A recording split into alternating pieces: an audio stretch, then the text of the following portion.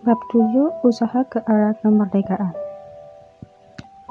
7.1 Latar belakang idea negara merdeka. Objektif Unit 7.1 Memahami kronologi usaha ke arah kemerdekaan, memahami kepentingan mempertahankan kedaulatan negara, meneroka bukti kejayaan pembentukan kerjasama antara kaum.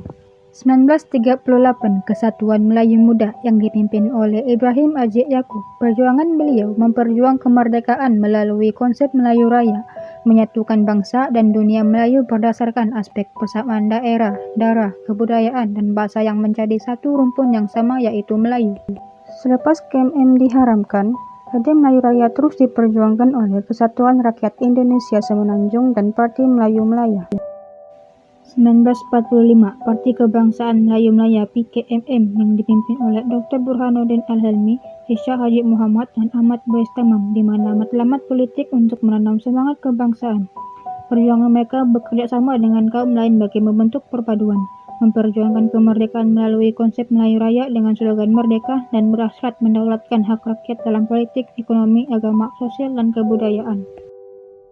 1946 Angkatan Pemuda Insaf API yang dipimpin oleh Ahmad Bais Tamam. Perjuangan beliau memperjuangkan idea negara merdeka yang menekankan pemerintahan demokrasi serta dasar ekonomi yang mengutamakan rakyat dan keadilan sosial. Beliau menerbitkan Risalah Testament Politik API pada Desember 1946 dengan slogan Merdeka dengan Darah. Persatuan Kebangsaan Melayu Sarawak dipimpin oleh Datuk Petinggi Abang Haji Abdillah. Matlamat beliau mahu Sarawak menjadi negeri merdeka di bawah pemerintahan Raja Brok dan menginginkan berkerajaan sendiri seperti yang dijanjikan dalam Perlembagaan 1941 oleh Raja Brok. Pergerakan Pemuda Melayu PPM yang terletak di Sibu. Sebab penubuhan kontroversi penyerahan Sarawak melahirkan PPM. Perjuangan rela berkorban jiwa demi mendapatkan kemerdekaan penuh untuk Sarawak serta catatan merdeka dalam surat menyurat PPM menjelaskan bahawa gerakan PPM adalah untuk kemerdekaan Sarawak. Tindakan menubuhkan Pakatan Sulit Rukun 13, nekat membunuh Gubernur, pegawai British dan Datuk Melayu yang melakukan penyerahan Sarawak, serta Rukun 13 membuktikan kebencian PPM terhadap British. United Malay's National Organisation yang dipimpin oleh Dato' On Jaafar. Peranan beliau berusaha menyatukan orang Melayu untuk mempertahankan hak bangsa Melayu dan kedudukan raja-raja Melayu.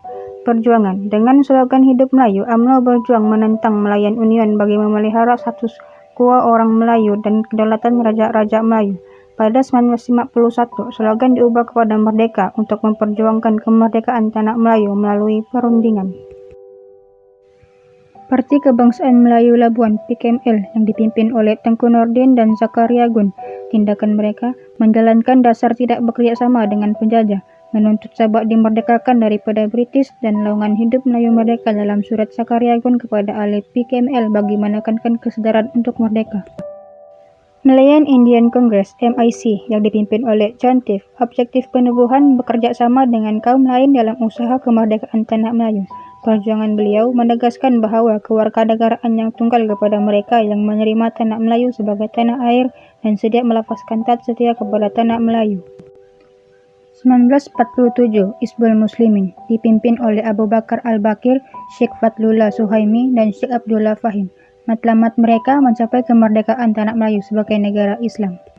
1949 Malayan Chinese Association MCA yang dipimpin oleh Tang Cheng Lock, di mana berperanan untuk menjadikan tanah Melayu yang berbilang kaum sebagai sebuah negara berdemokrasi penuh, serta MCA berusaha menyatukan masyarakat Cina dan bekerja sama dengan semua kaum di tanah Melayu dalam keadaan harmoni untuk kemerdekaan tanah Melayu. 1951 Parti Islam Setanah Melayu PAS yang dipimpin oleh Dr. Burhanuddin Al-Helmi yang dipertua PAS. Perjuangan membina satu negara dan satu bangsa yang teguh dengan bahasa Melayu sebagai bahasa kebangsaan dan rasmi yang tunggal, serta kemerdekaan bagi PAS ialah tanah Melayu merdeka dengan menjalankan hukum Islam. Independence of Malayan Party IMP yang dipimpin oleh Dato' On Jaafar. Beliau berperanan untuk melaksanakan idea tanah Melayu untuk Malayan. Tuntutan kemerdekaan tidak boleh dibuat tanpa kerja sama kaum lain yang diterima menjadi rakyat tanah Melayu. Serta beliau mahu orang Melayu menjadi pemimpin kepada orang bukan Melayu yang turut mempunyai hak dalam politik dan ekonomi. 7.2 Jawatan kuasa hubungan antara kaum. Jawatan kuasa hubungan antara kaum. Ketegangan hubungan antara kaum yang semakin meningkat selepas Perang Dunia Kedua tentang kepentingan perpaduan. British memberikan mesej bahawa kemerdekaan hanya akan diberikan apabila kerjasama antara tiga kaum, iaitu Melayu, Cina dan India dapat diwujudkan. Perundingan ini dilakukan untuk mewujudkan kestabilan politik, ekonomi dan sosial ke arah mencapai status berkerajaan sendiri. Penubuhan jawatan kuasa hubungan antara kaum atau Communities Liaison Committee CLC ditubuhkan pada Januari 1949 yang menghimpunkan utama masyarakat berbagai kaum. Objektif pembentukan CLC: mengkaji hubungan antara kaum secara mendalam, membetulkan keadaan politik, ekonomi dan sosial supaya wujud pembagian yang adil untuk semua komuniti, mewujudkan keadaan harmoni dan muhibah dalam kalangan penduduk di negara ini. Anggota Jawatan Kuasa Hubungan Antara Kaum: Penasihat Malcolm MacDonald, Pengerusi I.E.C. Turai Singgem, Wakil Melayu ialah Datuk On Jaafar, Datuk Abdul Wahab Abdul Aziz, Datuk Panglima Bukit Gantang, Muhammad Salih Hakim, Dr. Mustafa Osman, Zainal Abidin Haji Abbas. Wakil Cina pula ialah Tan Cheng Lock, Li Tiankeng, Si Sitan, Yong Shok Lin. Ahli lain Roland Bradel, L. Ardor Saimier, Dr. J.S. Gonting. Peranan jawatan kuasa hubungan antara kaum, politik, kedudukan istimewa orang Melayu, kedudukan ekonomi orang Melayu, kewarganegaraan bukan Melayu, pendidikan. Peranan jawatan kuasa hubungan antara kaum, politik, isu, persediaan ke arah berkerajaan sendiri. Peranan CLC mencadangkan peralihan ke arah berkerajaan sendiri dilakukan dengan memberikan pengalaman pilihan raya secara berperingkat kepada penduduk tanah Melayu. Kesan ke arah perpaduan kaum. Pilihan raya diadakan pada peringkat Majlis Bandaran Negeri dan juga Majlis Perundangan Persekutuan. Peranan jawatan kuasa hubungan antara kaum. Kedudukan istimewa orang Melayu. Isu: orang Melayu menuntut diperakui kedudukan istimewa sebagai penduduk asal rantau alam Melayu.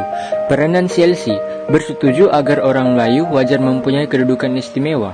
Kesan ke arah perpaduan kaum. Kedudukan istimewa orang Melayu di negara ini diperakui dan kepentingan sah kaum lain diiktiraf.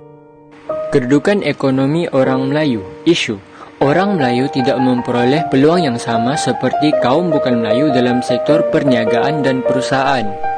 Peranan CLC mencadangkan penubuhan agensi untuk meningkatkan ekonomi dan pendidikan orang Melayu. Kesan ke arah perpaduan kaum.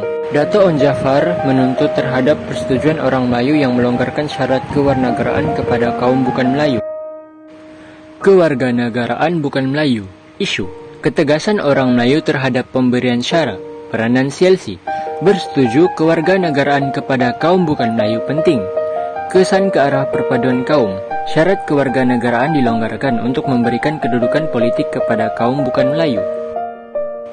Pendidikan. Isu: sistem persekolahan yang berbeza mengikut kaum menggunakan bahasa dan buku teks yang berlainan. Peranan CLC mencadangkan sistem pendidikan yang seragam. Kesan ke arah perpaduan kaum.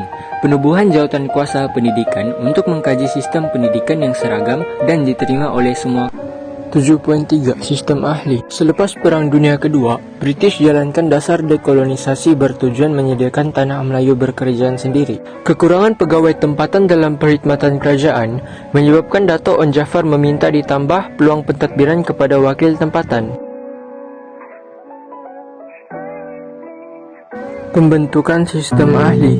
Sir Henry Gurney mengumumkan senarai anggota sistem ahli. Tujuan: melatih penduduk tempatan menerajui pentadbiran. Anggota MPP diberikan tanggungjawab terhadap jabatan dan agensi kerajaan. Beri latihan terhadap penduduk tempatan berkaitan dengan pentadbiran negeri. Berlaku rombakan sistem ahli. Portfolio baru diwujudkan. Portfolio kekal, hal ehwal ekonomi, perumahan dan kerjaya. Dilaksana April 1951 hingga Jun 1955. Anggota sistem ahli. Dato' On Jaafar, ahli hal ehwal dalam negeri. I.E.C. Turai Singham, ahli pelajaran. Li Tiankeng, ahli kesihatan. Tunku Yaakob Ibni Sultan Abdul Hamid, ahli pertanian. Dato' Mahmud Mat, ahli tanah lombong dan perhubungan. Dato' Nik Ahmad Kamil, ahli kerajaan tempatan. H.S. Lee, ahli pengangkutan. Dr. Ismail Abdul Rahman, ahli hasil bumi.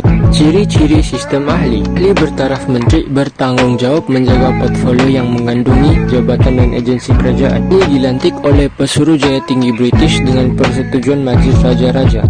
Ahli bertanggung jawab mencadangkan undang-undang yang berkaitan dengan jabatannya. Ahli diletakkan di bawah kuasa Pesuruhjaya Tinggi. Satu sistem kabinet bayangan yang terdiri daripada beberapa pegawai tadbir dan tokoh masyarakat.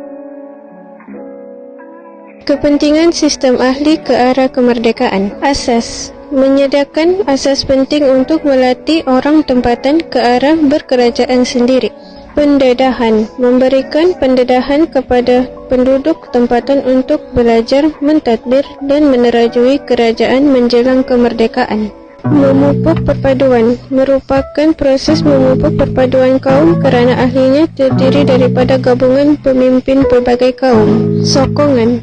Menentukan kemerdekaan yang diperoleh mendapat sokongan seluruh penduduk Persekutuan Tanah Melayu. Sekian dan terima kasih.